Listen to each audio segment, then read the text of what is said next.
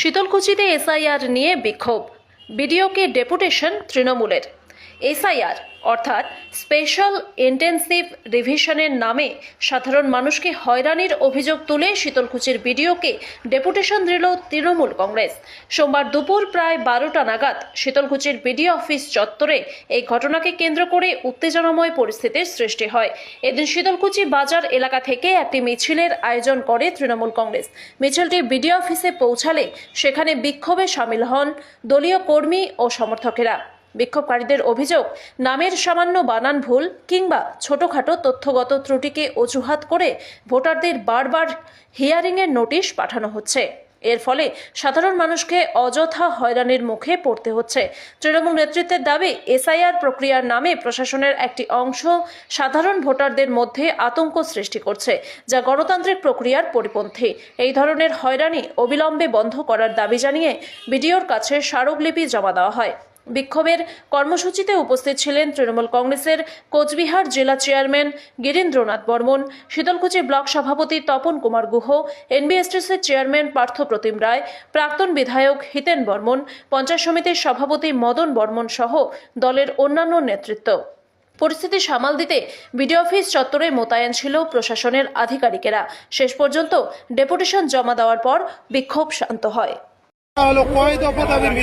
আমাদের মোটামুটি আমরা 7 দফা দাবির উপর ভিত্তি করেই আজকে আমরা আমাদের ডেপুটেশনটা দিলাম নির্বাচন কমিশনের আধিকারিক যিনি আছেন।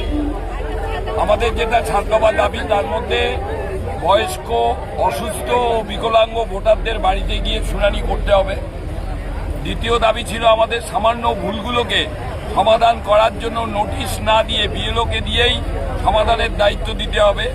3 নম্বর হচ্ছে পরিযায়ী শ্রমিক পরিবারের যে কোনো ভোটারকে শুনানিতে অংশগ্রহণ করতে দিতে হবে। বয়স প্রমাণের ক্ষেত্রে মাধ্যমিকের অ্যাডমিটকে মান্যতা দিতে হবে। আধার কার্ডকে এসআইআর এর ক্ষেত্রে মান্যতা দিতে হবে। হিয়ারিং প্রাপ্ত মানুষজনের সঙ্গে যারা এখানে হিয়ারিং করছেন তারা যাতে দুর্ব্যবহার না করে সেটা করা চলবে না। দলীয় বিএলএ-2দের হিয়ারিং এর সময় উপস্থিত থাকতে দিতে হবে, এটাই আমাদের দাবি ছিল। ভিডিও কি আশ্বাস দিলেন? দেখুন, ভিডিও তো রিসিভ করে নিলেন, উনি তার উপর ঊর্ধ্বতন কর্তৃপক্ষ যিনি আছেন তাদেরকে জানাবেন বলে আমাদেরকে প্রতিশ্রুতি দিলেন। দেখা গিয়েছিল সাময়িক উত্তেজনার সৃষ্টি হয়েছিল, কি বলবেন? এটা মানুষের ক্ষোভের প্রকাশ। একজন আমাকে অভিযোগ করলো 16 তারিখে তাকে হিয়ারিং এ ডাকা হয়েছিল।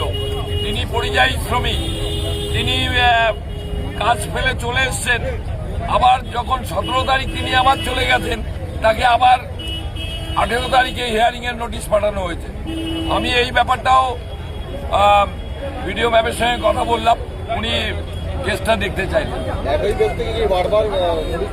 হ্যাঁ, এরকম একটা হয়েছে। 16 তারিখে তার হিয়ারিং ছিল, পরিযায়ী শ্রমিক, তিনি এসেছিলেন কাজ বাদ দিয়ে, তিনি আবার 17 তারিখ ব্যাক করেছেন, আবার তাকে হিয়ারিং এর নোটিশ দেওয়া হয়েছে।